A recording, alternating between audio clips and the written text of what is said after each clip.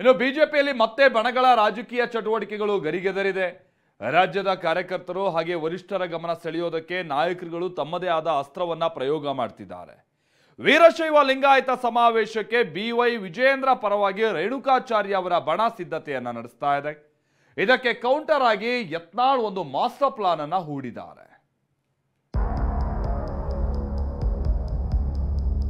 ರಾಜ್ಯಾಧ್ಯಕ್ಷ ಅಂತ ಅವ ಅಡ್ಜಸ್ಟ್ಮೆಂಟ್ ಗಿರಕ್ಕೆ ಅವೇನು ಮಾತಾಡೋದಿಲ್ಲ, ಅದಕ್ಕೆ ನಾವು ಹೋರಾಟ ಮಾಡಕತ್ತೀವಿ.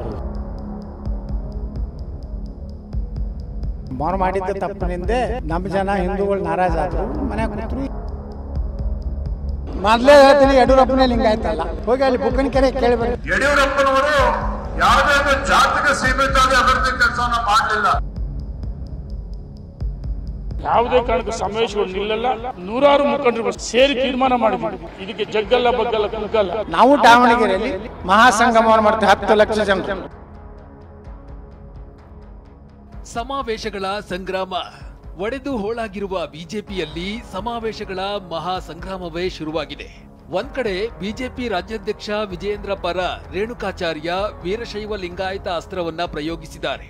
ಇದಕ್ಕೆ ಪ್ರತಿಯಾಗಿ ಹಿಂದೂ ಧರ್ಮಾಸ್ತ್ರವನ್ನ ಬಿಡೋದಕ್ಕೆ ಯತ್ನಾಳ್ ಸನ್ನದ್ಧವಾಗಿ ನಿಂತಿದ್ದಾರೆ. ವೀರಶೈವ ಲಿಂಗಾಯತ ಪ್ರತ್ಯೇಕ ಧರ್ಮಕ್ಕೆ ಕೌಂಟರ್ ಕೊಡುವ ನೆಪದಲ್ಲಿ ಮತ್ತೊಂದು ದಾಳವನ್ನ ಉರುಳಿಸಲು ಸಜ್ಜಾಗಿದ್ದಾರೆ. ಹಿಂದೂ ಟ್ರಂಪ್ ಕಾರ್ಡ್ ಉರುಳಿಸಲು ಯತ್ನಾಳ್ ಪ್ಲಾನ್. ಯುಗಾದಿ ಬಳಿಕ ಕೂಡಲ ಸಂಗಮದಲ್ಲಿ ಬೃಹತ್ ಸಮಾವೇಶ. ಬಿಜೆಪಿ ರಾಜ್ಯಾಧ್ಯಕ್ಷ ಕುರ್ಚಿಯ ಒಂದೊಂದೇ ಕಾಲು ಮುರಿಯಲು ಯತ್ನಾಳ್ ಇನ್ನಿಲ್ಲದ ಪ್ರಯತ್ನವನ್ನ ಮಾಡ್ತಿದ್ದಾರೆ. ವಕ್ಫ್ ಹೋರಾಟದ ವಿರುದ್ಧ ಹಿಂದೊಮ್ಮೆ ಸಮರ ಸಾರಿ ಹೈಕಮಾಂಡ್ ಗಮನ ಸೆಳೆಯೋದಕ್ಕೆ ಯತ್ನಿಸಿದ್ರು. ಇದೀಗ ರಾಜ್ಯದಲ್ಲಿ ತಾವು ಲಿಂಗಾಯತ ಪರ, ಹಿಂದೂ ಧರ್ಮ ಲಿಂಗಾಯತರನ್ನ ಹೊರತುಪಡಿಸಿಲ್ಲ ಅನ್ನೋದನ್ನ ಸಾಬೀತು ಮಾಡೋದಕ್ಕೆ ಮತ್ತೊಂದು ದಾಳವನ್ನ ಉರುಳಿಸುತ್ತಿದ್ದಾರೆ. ವೀರಶೈವ ಲಿಂಗಾಯತ ಪ್ರತ್ಯೇಕ ಧರ್ಮದ ವಿರುದ್ಧ ಕೌಂಟರ್ ಕೊಡೋದಕ್ಕೆ ಯತ್ನಾಳ್ ಪ್ಲಾನ್ ಮಾಡಿದ್ದಾರೆ. ಜಾಗತಿಕ ಲಿಂಗಾಯತ ಮಹಾಸಭಾದಿಂದ ಹೋರಾಟಕ್ಕೆ ತಂತ್ರವನ್ನ ರೂಪಿಸುತ್ತಿದ್ದಾರೆ. ಈ ಹೋರಾಟದ ವೇಳೆ ಹಿಂದೂ ಕಾರ್ಡ್ ಅನ್ನ ಬಳಸಲು ರಣತಂತ್ರ ಹೆಣೆಯಲಾಗ್ತಿದೆ. ವೀರಶೈವ ಲಿಂಗಾಯತ ಹಿಂದೂ ಧರ್ಮದ ಒಂದು ಭಾಗ. ತಾವು ಬಸವಣ್ಣ ಹಿಂದೂ ವಿರೋಧಿ ಅಲ್ಲ ಅನ್ನೋದನ್ನ ಸಾಧಿಸುವ ಗುರಿ ಯತ್ನಾಳ್ಗಿದೆ. ಬಸವಣ್ಣನ ಆಚಾರ ವಿಚಾರವನ್ನ ಮುಂದಿಟ್ಟು ಯತ್ನಾಳ್ ಹೋರಾಟಕ್ಕೆ ಇಳಿಯಲಿದ್ದಾರೆ. ಯುಗಾದಿ ಬಳಿಕ ಕೂಡಲ ಸಂಗಮದಲ್ಲಿ ಬೃಹತ್ ಸಮಾವೇಶವನ್ನ ನಡೆಸಲು ನಿರ್ಧರಿಸಿದ್ದಾರೆ. ವಿಜಯೇಂದ್ರ ಹೊಂದಾಣಿಕೆ ಗಿರಾಕಿ ಎಂದ ಯತ್ನಾಳ್. ಇಡೀ ಬಿಜೆಪಿ ಪಕ್ಷಕ್ಕೆ ಯತ್ನಾಳ್ ಹಿಂದುತ್ವದ ಚೆಕ್ಮೇಟ್ ಇಟ್ಟಿದ್ದಾರೆ.